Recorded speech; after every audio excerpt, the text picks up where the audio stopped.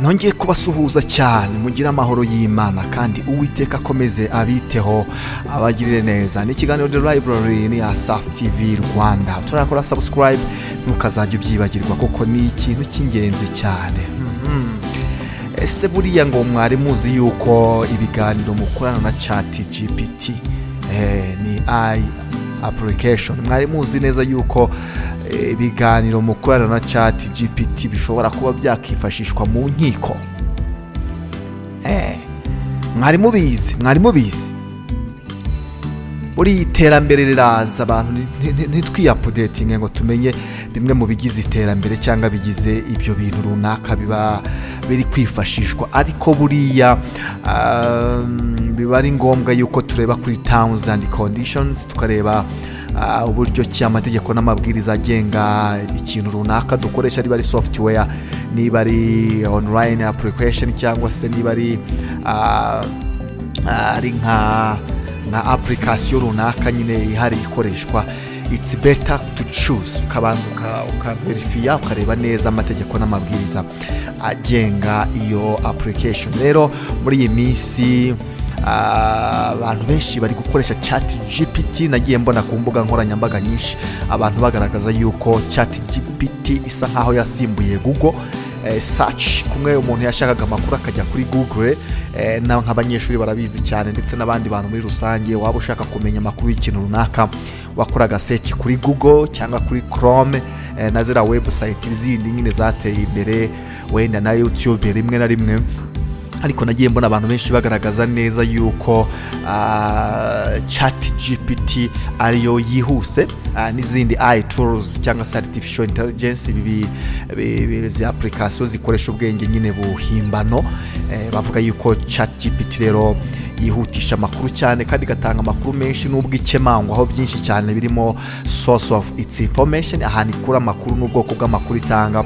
Abenshi bavuga ko ashobora kuba atariyo cyangwa se aba harimo igice kinini cyane cy'amakuru ya nyayo n'andi makuru atari aya nyayo. Rero iyi ChatGPT ubu ngubu turasaba nk'abakristo muri rusange, namwe abantu bakurikira Asaf TV Rwanda, kugira ngo mube maso yuko ibyo muvugana na ChatGPT burya bishobora no kuba byakoreshwa mu nkiko. Nyuma yo gusoma bimwe mu bitangazamakuru rero byagiye bigaruka kuri iyi nkuru, natwe urumva tuba turi kugenda dushyiramo bimwe mu byo mugomba kumenya.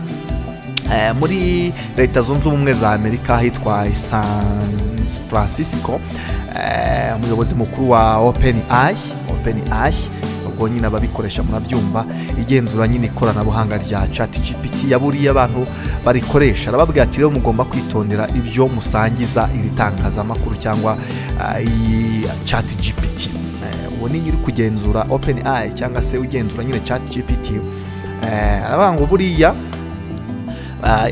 abantu mukoresha ChatGPT mugomba kwita cyangwa se kureba neza, mukabanza mukitondera ibyo musangiza iri koranabuhanga, cyane cyane ibijyanye na secret, amabanga yanyu yihariye, kuko bishobora kutarindwa n'amategeko kandi bikaba byazifashishwa mu nkiko. Kuriya nyine abantu nabonye basigaye bisanzura cyane kuri ChatGPT, ukayibaza ibintu byinshi cyane, ukayibwira ibintu byinshi bikwerekeyeho cyangwa se by'amabanga runaka atari well known, atazwi cyane n'abantu benshi. Barakugira inama rero, abayobozi bati rero ChatGPT uburyo ki imezemo, twebwe tuyiyobora, turabagira inama yo kutajya muyisangiza amakuru cyane cyane yo mu buryo bw'ibanga cyangwa se atazwi n'abantu benshi cyane, kuko bishobora kwifashishwa mu nkiko. Yakomeje rero abivuga mu kiganiro cyatambutse muri uku kwezi. Sam Altman yaganiriye n'umunyarwenya witwa Theovon kuri podcast izwi cyane yitwa This Past Weekend, agaragaza impungenge zikomeye ku buryo abantu bamwe barushaho kugira icyizere n'ibyiyumvo nk'uko baba baganira n'umujyanama mu by'ubuzima witwa therapist cyangwa umunyamategeko. Mu yandi magambo yavuze ati biteye impungenge cyane uburyo cy'abantu baganira na ChatGPT, kubera yuko barayiganiriza nk'umuntu ushinzwe ibijyanye n'imyumvire cyangwa se iby'ubujyanama mu by'ubuzima, ariwe witwa therapist. Murabizi ko ari umujyanama mu by'ubuzima, bari nk'umuganga cyangwa se psychologist, bose niko bakora, ku buryo umuntu agenda nyine akabaganiriza ibibazo afite byo mu buzima, mu mibereho ibitagenda neza, niba afite stress, niba afite ibibazo mu muryango, muri family, niba afitanye amakimbiranye n'umuntu, mbega abantu nyine bafasha mu by'ubuzima, avuga ati wakora ibi kugira ngo umere gutya.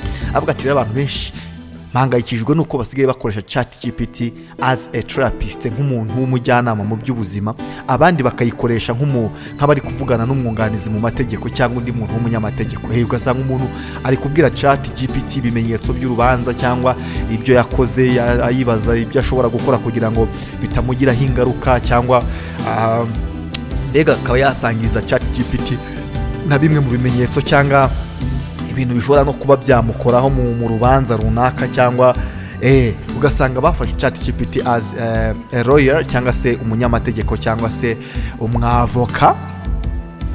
Aravuga ati rero abantu baganiza ChatGPT ibintu bijyanye n'ibyo, ati ariko bisa nkaho byihariye cyane, bikomeye. Aravuga ngo kugeza ubu iyo uganiriye na muganga, umunyamategeko cyangwa umujyanama mu by'ihungabana, ibyo muvugana birindwa n'amategeko. Mwabyumvise, murabizi ko iyo ugiye kwa muganga, niyo waba ugiye kwipimisha cyangwa kwivuza cyangwa kugira ngo hari itegeko rigaragaza yuko ibyo bintu bigomba kuba biri protected, biba biri hagati yawe na muganga. Iyo uganiriye n'umunyamategeko, ibintu muba muganiriye biba biri hagati yawe n'uwo munyamategeko, n'amabanga, ntabwo ari ibintu biba biri public. Rero ibyo bintu bigengwa cyangwa se bikarindwa n'iki? N'amategeko. Rero uyu Altman, uyu muyobozi wa openai cyangwa se iki kigo nyine kigenzura ChatGPT, yavuze ati ntago twebwe nka ChatGPT ntituragera ku rwego ibintu byacu cyangwa se ibiganiro mugirana na ChatGPT bigira ubwo burinzi cyangwa se bigira ubwo buryo bwo kurindwa mu buryo bw'amategeko. Yongeyeho ati ko niba umuntu yagize icyo abwira ChatGPT gikomeye, kiri secret, cyumva ari ibanga cyangwa ari ikintu nyine gishobora kuba cyamuzanira ibibazo, gishobora kuzagaragara mu manza cyangwa mu iperereza ry'amategeko, kubera ko openai ishobora gusabwa n'inkiko gutanga ayo makuru.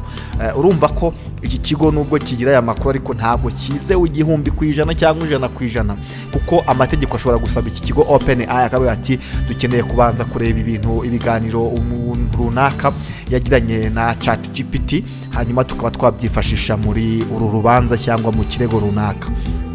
Rero yaravuze ati mu nkiko zimwe na zimwe zo muri Amerika, ibiganiro umuntu agirana n'umuganga, umunyamategeko cyangwa umujyanama bifatwa nk'ibanga rikomeye. Gusa Sam Altman yavuze ko ibyo bidashoboka kuri ChatGPT, ko byaba ari ibanga nyine rikomeye. Ati nta mategeko yihariye arashyirwaho arengera ibiganiro abantu bagirana n'ubwenge bukorano cyangwa buhimbano nka ChatGPT. Aravuga ati rero ntabwo birimo uburinzi nk'uburi hagati y'umurwayi n'umuganga, cyangwa nk'ibiri hagati y'umukiriya n'umunyamategeko, cyangwa se ibiri hagati y'umurwayi n'umuterapiste cyangwa aba psychologist. Yasabye rero yuko hashyirwaho amategeko mashya yiswe privilege.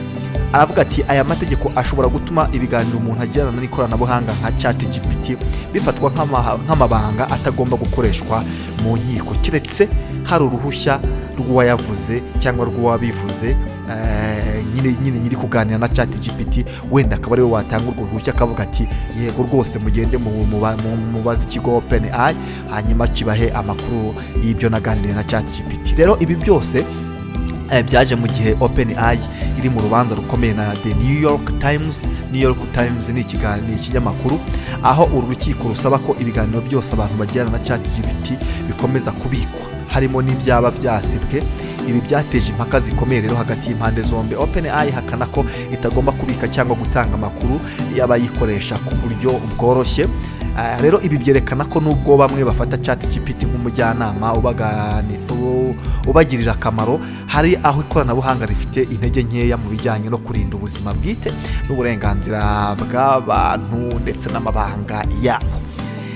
Uyu muyobozi rero witwa Sam Altman yasabye abayikoresha kwirinda gutanga amakuru yihariye cyane cyangwa y'ubuzima bwabo bwite kuri ChatGPT cyangwa andi masosiyete ya artificial intelligence, cyane cyane mu gihe nta masezerano cyangwa uburinzi bw'amategeko bwemewe buhari. Ni mu gihe rero ikoranabuhanga ryo kuganira n'ubwenge bw'ubukorano nka ChatGPT rikomeza gukoreshwa n'abantu benshi ku isi. Sam Altman yibukije ko kugeza ubu nta mategeko hararengera ibanga ry'ibiganiro abarikoresha babigiramo. Abakristo rero by'umwihariko ndetse n'abandi bantu nk'uko The Paradise yabigarutseho, yo yavuze ngo abakristo by'umwihariko barasabwa gushishoza bakirinda gushyiramo amakuru yihariye by'umwihariko mu bijyanye n'amategeko, ubuzima cyangwa amabanga yihariye ashobora kugira ingaruka mu gihe byashyirwa ahagaragara n'urukiko.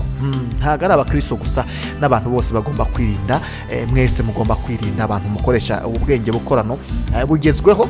Murabona ko ibintu byose muri society zose mu bice byose by'ubuzima ubona yuko ChatGPT irimo kwifashishwa, irimo gukoreshwa cyane kubera kwihutisha amakuru ndetse n'ibindi bisa nk'ibyo. Rero muragirirwa inama y'iki, murebe ibya hafi nyabona, ntimuzajye murengera, mumenye neza yuko ibintu bishobora kubajyana mu manza n'ibishobora gutuma mwajya mu mategeko karegwa, cyangwa se ugasanga hariho amakuru ahari, ugasanga hari ibintu wakanye ko utigeze ukora cyangwa uvuga cyangwa uzi, bajya kureba mu kigo openai bati muturebera amakuru ya runaka muri ChatGPT, bagasanga ibyo bintu wowe urabyemera wanabisabyeho ubujyanama ChatGPT. Rero birabasaba kwirinda ndetse no kurinda amakuru yanyu no kurinda ubuzima bwanyu, so kugira ngo ejo cyangwa ejo bundi hatazagira ingaruka ziza. Murakoze cyane. Ni ikiganiro The Library ine Asafu TV Rwanda, tuganira tubagira inama, tubabwira ibyabafasha, kandi namwe mugerageze kugira ngo mwirinde.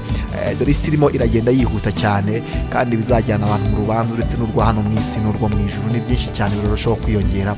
Ariko it's better yuko mukomeza kurwana intambara yo kwizera, mukarinda ibyasezeranijwe, hanyuma mukirinda n'ibyaha byose runaka bishobora kuba byakorerwa kuri izi mbuga nkoranyambaga cyangwa kuri ibi bikoresho bibarizwa online. Murakoze cyane. Rero reka tuzasubira ubutaha, turakora subscribe, byibuke. Ni ikiganiro The Library ine Asafu TV Rwanda. Bye bye.